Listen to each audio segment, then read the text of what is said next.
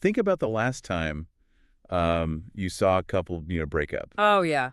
Always a big topic. Right. Like, what did everyone say about it? What was in the post-mortem in the group chat? I mean, it's usually the same old story. Exactly. It's almost always some variation of, well, they just fell out of love or, you know, the spark faded. Yeah, the classic "we grew apart" line. Right. But what if I told you that in almost every case, the love between those two people was actually perfectly fine? Which is such a wild concept to wrap your head around. It really is. Like, what if the feeling of love was never the problem, but rather the environment surrounding them was entirely toxic to it? It's a completely different way to look at relationships. I mean, totally different. Yeah. We are so heavily conditioned by, like, movies, songs, literature to believe in this ultimate two-person bubble. The romantic bubble. Right. The idea that if the love is real, it's just, the two of you against the world. Nothing else matters. And that brings us to the mission of our deep dive today. We are pulling from a really fascinating text called Marrying into a Life Beyond the Two of You. A great text. Oh, it's so good. And this text brings a massive, honestly, somewhat uncomfortable reality check to that romantic bubble. Uncomfortable is definitely the right word for it. Yeah, it asks a very blunt question. Are you just in love with your partner, or are you actually prepared for, well, their family, their friends, their habits, and just like their entire world? Because the reality the text exposes is that a lifelong commitment isn't actually about two people. Right. It is about two entire lives colliding. I mean, the paradigm shift here is profound. It changes everything. It does. The breakdown of a couple rarely happens because they simply start caring for one another. It happens because the pressures surrounding them, so the family dynamics, the friend influences, the mismatched environments, they slowly crush the structure of the relationship. Okay, let's unpack this because I want to challenge that premise right out of the gate. Go for it. Doesn't true, passionate love mean you can just, shut out the haters? I mean, that's what we're told, right? Right. If my partner's friends don't like me, or if my friends question my partner, shouldn't our love just be like a shield against that? That is the temptation of the bubble myth. Everybody wants that shield. But let's look at the actual psychology of the environment we create. Okay. The text makes a really definitive point here. It says, if your relationship has strong support from friends and family, you are starting leaps and bounds ahead. Which makes sense. Yeah. Yeah. But if the people around you are constantly questioning your relationship, or maybe disrespecting your partner, or just generally bringing this cloud of negativity, it does not stay outside the walls of your home. It gets in. It permeates. It always does. I hear you, but isn't blaming the environment just an excuse for a weak relationship? How do you mean? Like, if the bond between two people is truly strong, shouldn't you be able to just ignore a snarky comment from a friend? You just shrug it off and go back to your life? Well, let's play that out in a real-world scenario, because it's never just one snarky comment. True. Think about the cognitive load of constantly defending your partner to your best friends. Oh, that sounds exhausting. It is. Think about the tension of getting ready for, say, a birthday dinner, knowing the people you are about to sit across from just don't respect the person you love. Oof. Yeah. Before you even leave the house, your chest is tight. You are on high alert. You're anticipating the negativity before it even happens. Right. And during the dinner, you are hyper-managing your partner's behavior to avoid triggering your friends. Oh, wow. Yeah. Like making sure they don't bring up that one topic. Exactly. You're laughing way too hard at jokes to overcompensate. Just trying to smooth everything over. And then comes the car ride home. The worst part. The inevitable debrief. Your partner asks, "Why did your friend say that to me?" Now you are in this awful defensive position, trying to mediate between the person you love and, the friends you've known for a decade. Which is an impossible spot to be in. It is. Now, do that every weekend for 3 years. Yeah. That pressure creeps in. You start resenting your friends, which isolates you. Or, and this is the real danger, you start subconsciously resenting your partner for making your social life so difficult. Oh, wow. So it's a slow suffocation. Exactly. It's not an explosion. It's like carbon monoxide. It's a great way to put it. You don't even realize you're being poisoned until you literally can't breathe. The text actually puts it as a definitive rule. You can't build a healthy marriage in a toxic environment. Wow. The toxicity seeps into the soil. I mean, no matter how strong the tree is, if the soil is poisoned, the roots will eventually rot. Okay, but what happens when you can't just, block the toxic person's number. Right. Because friends are a choice, but family is an institution. Oh, absolutely. How does this environmental toxicity apply when it's, say, someone's mother or brother? That is the unavoidable collision. Right. The text moves from the general weather of a relationship, which, changes, to the permanent climate, which is the in-laws. I like to think of in-laws as essentially the unskippable terms and conditions of a relationship. Oh, that is perfect. Like, you absolutely have to click accept to proceed, but you really better read the fine print first. Taking your terms and conditions idea a step further, the real danger the text highlights is that one partner usually read the terms and the other didn't. Wait, what do you mean? Well, this creates a profound imbalance. Hmm. When you are the partner who is comfortable with your own family, like these are your parents, your siblings, your lifelong traditions, you are basically a fish in water. Right, because you grew up in it. Exactly. You don't even notice the temperature of the water. You don't notice the temperature, you don't notice the current, you just intuitively understand the unspoken rules. Right. So if your family communicates by, say, yelling over each other at the dinner table to you, that's just a lively Tuesday. It's just how you talk. Right. But your partner might be sitting at that exact same table feeling completely scrutinized or alienated or even quietly disrespected. He's internally panicking. Their nervous system is entirely overwhelmed. And because you're so comfortable, you might be completely blind to their quiet suffering. Which happens all the time. I can totally see how that plays out. Like, your partner gets in the car after Thanksgiving dinner and says, "Your mom was taking shots at my career all night." Yep. And because you are the fish in the water, your instinct is to just dismiss it and say, "Oh, you're overreacting. That's just how she is." That's just how she is. I mean, that phrase right there is the sound of the imbalance taking root. Wow. What's fascinating here is the psychology of that dismissal. You aren't actually trying to hurt your partner. You are genuinely experiencing a different reality. Because it really just felt like a normal dinner to you. Exactly. But the text warns that this imbalance manifests in every boundary you fail to set. Okay. It shows up in where you spend the holidays, how you handle parents just dropping by unannounced, and just fundamental issues of respect. Right. If you don't address this imbalance early, it forces what the text calls a tragic ultimate choice. Oh, I know this part. Choosing between peace and people. Yes. Choosing between peace and people. You either keep the peace with your family, basically allowing them to maintain their usual dynamic, and implicitly abandon your partner to their discomfort. Which is awful. It is. Or you stand with your partner, draw a really hard boundary, and upset your people. And nobody wants to do that either. No.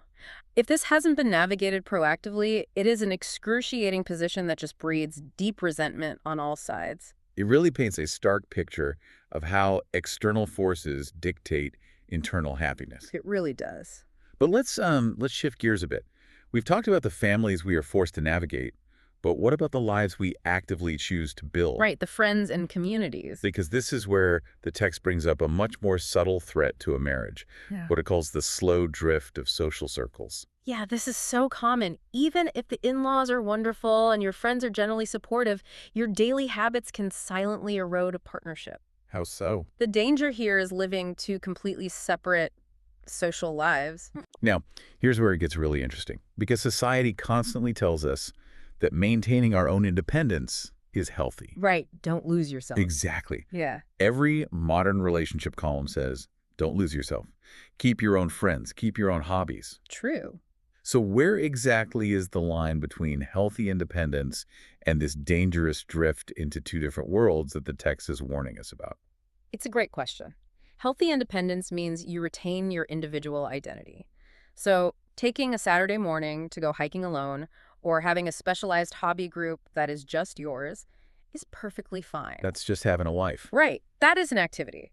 But the line is crossed when you lack a shared foundational community. Okay. If you don't share friends, if you never host people together, if there is no community out there that views you as a single unit, you are missing the structural glue of a long-term partnership. So if I have, like, my work friends that I see on Thursdays for happy hour, and you have your gym friends that you see on Fridays, and we never, ever mix those groups, we are essentially living in parallel universes. Parallel universes that only intersect when you are sitting on the couch watching television. Wow, yeah. And think about what happens when a crisis hits, or even just a mundane Tuesday evening when you really need to vent about a hard day. Who are you turning to? Your separate friends. Exactly. If your primary emotional support systems and your weekend joys do not include your partner, disconnection happens quietly. It's insidious. It really is. It isn't a dramatic fight. You just wake up 5 years later and realize you are roommates who occasionally share a meal. Because you simply stopped inhabiting the same world. Precisely. That drift is terrifying because it doesn't leave any visible damage until the structure completely collapses, You don't see it coming. which sets up the next layer of the text perfectly. We've moved from who you hang out with to the absolute deepest internal world. Basically, how you govern your life. Faith and values. Yes, the deep operating system. That's a huge one. The text is very clear that this goes deeper than anything else we discussed so far.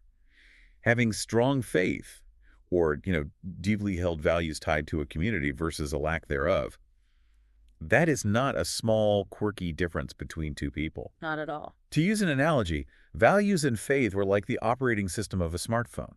If one of you is running iOS and the other is running Android, you might be able to send each other basic texts. Right. You can handle the day-to-day logistics, like who is picking up the dry cleaning, what are we having for dinner? Exactly. The superficial stuff works fine.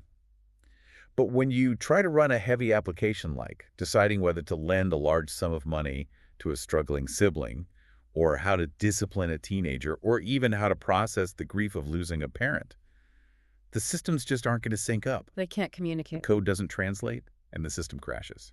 If we connect this to the bigger picture, it really explains why the text insists that alignment, or at the absolute very least profound understanding, is required before marriage, not after. Right.